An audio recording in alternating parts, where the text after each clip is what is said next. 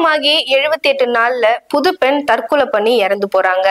ஊரே மெச்சிக்கிற மாதிரி 2.5 கோடி ரூபாய் செலவு பண்ணி அந்த திருமணம் நடக்குது. இறந்து போற கொஞ்ச நேரத்துக்கு முன்னாடி கடைசியா தன்னுடைய அப்பாவுக்கு உருக்கமா வாட்ஸ்அப்ல ஒரு வாய்ஸ் மெசேஜ் அனுப்பிச்சிருக்காங்க. அதுல என்ன சொல்லியிருக்காங்கன்னா, தன்னுடைய மரணத்துக்கு யார் காரணம் அப்படின்றது குறிப்பிட்டிருக்காங்க. தன்னுடைய கணவரும் தன்னுடைய மாமனார் மாமியாரும் தான் இதுக்கு காரணம் அப்படின்னு சொல்லியிருக்காங்க. இப்படி ஊரே மெச்சிக்கிற மாதிரி திருமணம் செஞ்சு 2.5 கோடி செலவு பண்ணி திருமணம் செஞ்சிருக்காங்க. அதுவும் 2.5 மாசத்துல தன்னுடைய வாழ்க்கையே மாய்ச்சிக்கிறாங்க. என்னவா இருக்கும் அப்படின்னு சொல்லிட்டு நமக்கே யோசிக்க தோணுதுல. என்னன்றதை பத்தி இந்த வீடியோல பார்க்கலாம். அவங்க வாய்ஸ் மெசேஜ்ல இன்னும் எப்படிப்பட்ட தகவல்களை அவங்க அப்பாவுக்கு சொல்லியிருக்காங்க அப்படின்றதையும் பார்க்கலாம். Welcome to the KTV. நீங்க பார்த்துட்டு இருக்கிறது எம்போ ஷோ வித் சோபனா.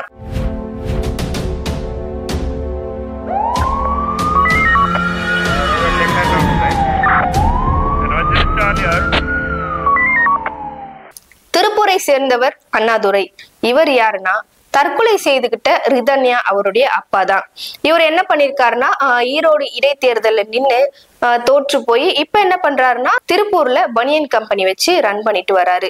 அவங்க பொண்ணான 27 வயதான ரிதன்யாவுக்கு திருமணம் ஆகிற வயசாகிடுச்சுன்னு சொல்லிட்டு அவர் திருமணம் ஏற்பாடு செய்யறாரு. யாருக்குன்னா, அதே பகுதியை சேர்ந்த காங்கிரஸ் கட்சி தலைவரான கிருஷ்ணன் அவருடைய மகன் வழி பேரனான கவின்குமாருக்கும் இந்த ரிதன்யான்ற பெண்ணுக்கும் 2 மாதங்களுக்கு முன்பதாக வந்து திருமணம் செய்து வைக்கப்பட்டிருக்கிறது.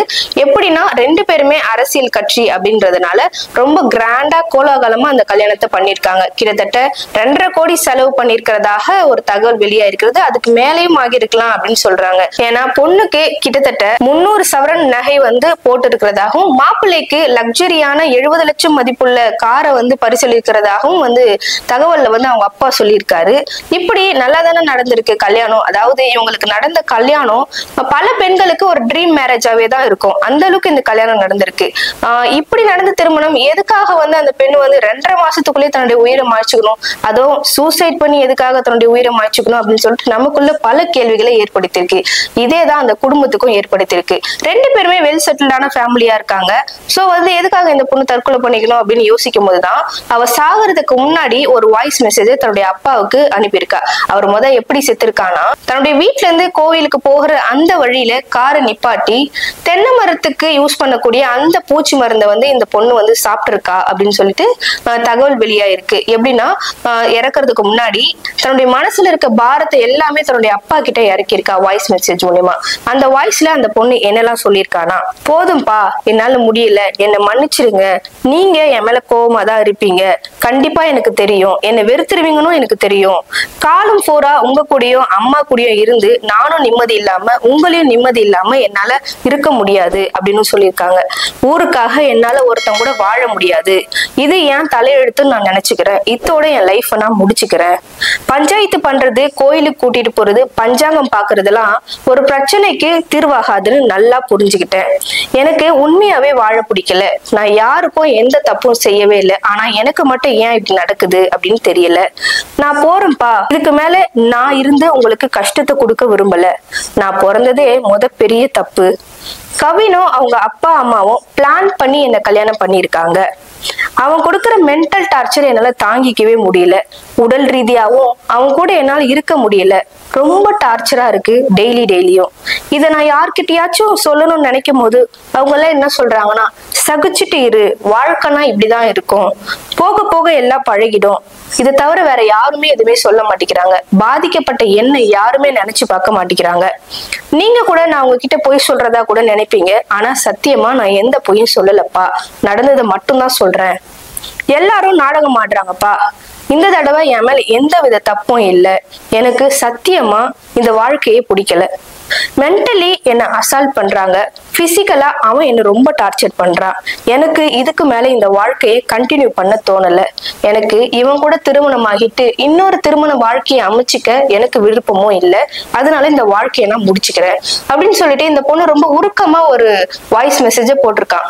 நம்மளுக்கே கேட்கும் போது, இந்த வாய்ஸ் மெசேஜ் கேட்கும் போது ரொம்ப மனசெல்லாம் கஷ்டமாகுது. இந்த பொண்ணு எப்படிப்பட்ட கஷ்டத்தை வந்து அந்த வீட்டுல அனுபவிச்சிருப்பா அப்படின்றது புரிஞ்சுக்க முடியுது. இதுவே பொண்ணு பெத்த ஒரு அப்பாவுக்கு இந்த வாய்ஸ் மெசேஜ் அனுப்பிச்சிருக்கா. அந்த அப்பாவுக்கு அதை கேட்கும்போது அவருக்கு எப்படி இருந்திருக்கும் அப்படின்னு நம்மளாலே யோசிச்சு பார்க்க முடியல. ரொம்ப கஷ்டப்பட்டு இருக்கிற எல்லா பணத்தையும் வச்சு நம்ம பொண்ணுடைய திருமணம் இப்படிதான் நடக்கணும்னு சொல்லிட்டு திருமணம் பண்ணி வச்சிருக்காங்க.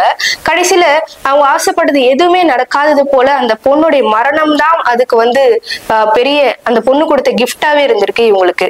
இவங்க கொடுக்குற மென்டல் டார்ச்சர் என்னால தாங்கிக்கவே முடியல. ஒரு பக்கம் இவங்க மென்டல் டார்ச்சர் பண்றாங்க, இன்னொரு பக்கம் இவன் பிசிக்கலா என்ன டார்ச்சர் பண்றா அப்படின்னு சொல்லியிருக்காங்க. சோ ஒரு பக்கம் மாமனார் மாமியார் வந்து கிட்டத்தட்ட 3 கோடி ரூபாய் செலவு பண்ணி அந்த வீட்டை கட்டியிருக்காங்க. இந்த பொண்ணு எங்க போய் உக்காஞ்சாலும் ஏஞ்சாலும் இது நீ பண்ணாத, அது நீ பண்ணாத, பூஜை ரூம் உள்ள நீ போகாத, கதவை சாத்தி வை, இப்படி சொல்லி அந்த பொண்ணு அந்த வீட்டை விட்டு கூட வெளியே வராம ரொம்ப மென்டல் டார்ச்சர் பண்ணிருக்காங்கன்னு சொல்லிட்டு அவங்க அப்பா சொல்றாரு.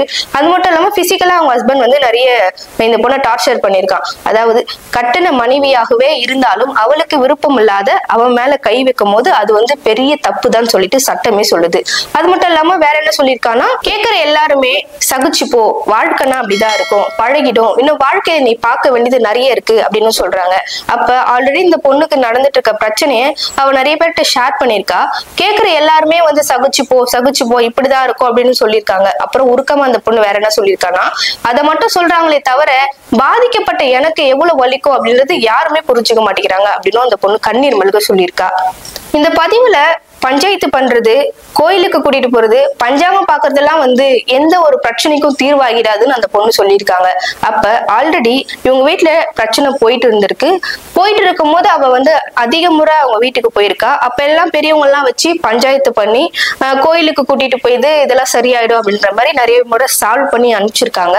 இவ என்ன சொல்ல வரான்னா, அதெல்லாம் நீங்க பண்ணியும் வந்து என்னுடைய பிரச்சனைக்கு இது ஒரு தீர்வாவே இல்லை அப்படின்னு சொல்லியிருக்கா. அது மட்டும் இல்லாம கவினும் அவங்க அப்பா அம்மா எல்லாரும் பிளான் பண்ணி என்ன வந்து திருமணம் செஞ்சு வச்சிருக்காங்க அவனுக்கு அப்படின்னு சொல்லியிருக்காங்க. எதுக்காக பிளான் பண்ணி திருமணம் பண்ணி வைக்கணும்னு நீங்க நினைச்சீங்கன்னா, ஆல்ரெடி 300 சவரனுக்கு மேல நகையை போட்டிருக்காங்க, 2.5 கோடிக்கு மேல செலவு பண்ணி திருமணத்தையும் செஞ்சு வச்சிருக்காங்க, 70 லட்சம் ரூபாய் மதிப்புள்ள லக்ஸரி கார் கொடுத்திருக்காங்க. சோ இவங்களுடைய நகை பணத்துக்காக அந்த பொண்ணு பிளான் பண்ணி கல்யாணம் பண்ணி வச்சிருக்காங்களா அப்படின்னு நமக்கே யோசிக்க தோணுது. வேற என்ன சொல்லியிருக்காங்கன்னா, எல்லாருமே நாடகம் ஆடுறாங்கப்பா அப்படின்னு சொல்லியிருக்கா. இவ எதனால சொல்லியிருக்கானா, இந்த பொண்ணோட வீட்டுல இருந்து அவளோட ரிலேட்டிவ்ஸ் எல்லாம் அந்த பொண்ணு வீட்டுக்கு போகும்போது அந்த பொண்ணு ரொம்ப நல்லா பாத்துக்கிற மாதிரியாகவும், சொந்தக்காரங்க மத்தியில வந்து அந்த பொண்ணு ரொம்ப நல்லா வச்சுக்கிற மாதிரியாகவும் வந்து இவங்க அந்த குடும்பமே சேர்ந்து நாடகம் ஆடி இருக்காங்க. நீங்க இருக்கும்போது ஒரு மாதிரி நடந்துக்கிறாங்கப்பா, நீங்க இல்லாதப்ப என்ன வேற மாதிரி ட்ரீட் பண்றாங்க அப்படின்னு ஆல்ரெடி அவங்க அப்பா கிட்ட அந்த பொண்ணு சொல்லியிருக்கா. அது மட்டும் இல்லாம இந்த தடவை என் மேல எந்த தப்புமே இல்லப்பா அப்படின்னு சொல்லியிருக்கா. அப்ப இதுக்கு முன்னாடி அவங்களுக்குள்ள நிறைய மிஸ் அண்டர்ஸ்டாண்டிங் நடந்திருக்கு போல. சோ வந்து இது உன் தப்பு, நீ எதிர்த்து பேசாத அப்படின்ற மாதிரி எல்லாம் அவங்க அப்பா வீட்டு சைட்ல இருந்து அட்வைஸ் பண்ணி இந்த பொண்ணுக்கு அனுப்பியிருக்காங்க. சோ இந்த வாட்டி என் மேல எந்த தப்புமே இல்லை அப்படின்னு சொல்லியிருக்கா. அது மட்டும் இல்லாம இந்த பொண்ணு இந்த கார் எடுத்துட்டு வெளியே போகும்போது ஆல்ரெடி இவ ரொம்ப டிப்ரெஸ்டா இருக்கா, சூசைட் பண்ணிக்கணும்ன்ற ஒரு சிச்சுவேஷன் வந்து அவளுக்கு வந்துருச்சு. நான் வந்து இந்த முடிவை எடுத்துட்டேன்னு சொல்லிட்டு அவ வந்து ஸ்டாண்டா இருக்கும்போது டக்குன்னு வந்து அவங்களுடைய ஹஸ்பண்ட் வந்து அந்த நேரத்துக்கு கால் பண்றாரு. அவர் கால் பண்ணி என்ன சொல்றாருன்னா, அந்த கவின்குமார்ன்றவர் இன்னும் வந்து அந்த பொண்ணை வந்து காயப்படுத்துற மாதிரி நிறைய வார்த்தைகளால சொல்லி திட்டி இருக்காரு. இதுவும் வந்து அந்த பொண்ணு சூசைட் பண்ணிக்கிறதுக்கு இன்னும் தூண்டுதலாவே இருந்திருக்கு. இந்த கேஸை வந்து இப்போ ஆர்டிஓ விசாரிச்சுட்டு வராங்க. எதுக்காக ஆர்டிஓ இந்த கேஸ்க்குள்ள வரலாம் அப்படின்னு சொல்லிட்டு உங்களுக்கு ஒரு கேள்வி வரலாம். எதுக்காகனா, திருமணமாகி 7 வருஷத்துக்குள்ள ஹஸ்பண்டோ ஒய்ஃபோ யாருக்கோ வந்து ஏதோ ஒரு பிரச்சனை வந்து அவங்க இறந்து போறாங்கன்னா அதுக்குள்ள விசாரணைக்கு ஆர்டிஓ தான் வருவாங்க, போலீஸ் வரமாட்டாங்க அப்படின்னு சட்டத்துல எழுதப்பட்ட ஒரு உண்மையா இருக்கு. இந்த கேஸை இப்போ ஆர்டிஓ விசாரிச்சுட்டு இருக்காங்க. எதுக்காக ஆர்டிஓ இந்த கேஸ்க்குள்ள வராங்கன்னு நீங்க யோசிக்கலாம். எதுக்காகனா, திருமணமாகி 7 வருஷத்துக்குள்ள கணவனோ மனைவியோ யாரோ ஒருத்தர் வந்து இறந்து போறாங்க, ஏதோ ஒரு பிரச்சனை வருதுன்னா இதுக்குள்ள கண்டிப்பா ஆர்டிஓ விசாரணைக்கு வருவாங்க. போலீசாரும் ஒரு பக்கம் விசாரணையில ஈடுபட்டு இருப்பாங்க. இப்போ இந்த கவின்குமார் அவனுடைய அப்பா அம்மா இங்க 3 பேருமே வந்து கைது செய்யப்பட்டு சிறையில் அடைக்கப்பட்டிருக்கிறதாக ஒரு தகவல் வெளியாயிருக்கு. அந்த பொண்ணு வாய்ஸ் மெசேஜ்ல கடைசியா என்ன சொல்லியிருக்கானா, அப்பா இது ஒரு பிரச்சனையா வச்சு உங்களை அசிங்கப்படுத்தணும்னு சொல்லிட்டு நிறைய பேர் எதிர்பார்ப்பாங்க, ஆனா என்னால உங்களுக்கு அசிங்கம் வந்துடவே கூடாது.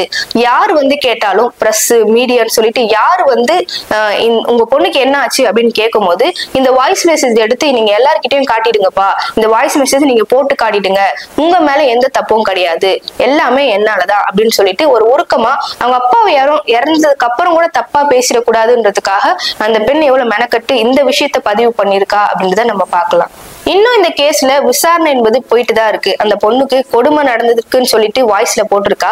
ஆனா என்ன மாதிரியான கொடுமைகள், அவன் ஹஸ்பண்ட் எந்த மாதிரியான ஒரு டார்ச்சர் அந்த பொண்ணுக்கு கொடுத்திருக்கா அந்த ஃபேமிலி சைட்ல அப்படின்றது இன்னும் விசாரணையில தான் வெளிவரும். அடுத்த வீடியோல உங்களை சந்திக்கும் வரை உங்களிடமிருந்து விடைபெறுவது நான் உங்கள் சோபனா. நன்றி, வணக்கம்.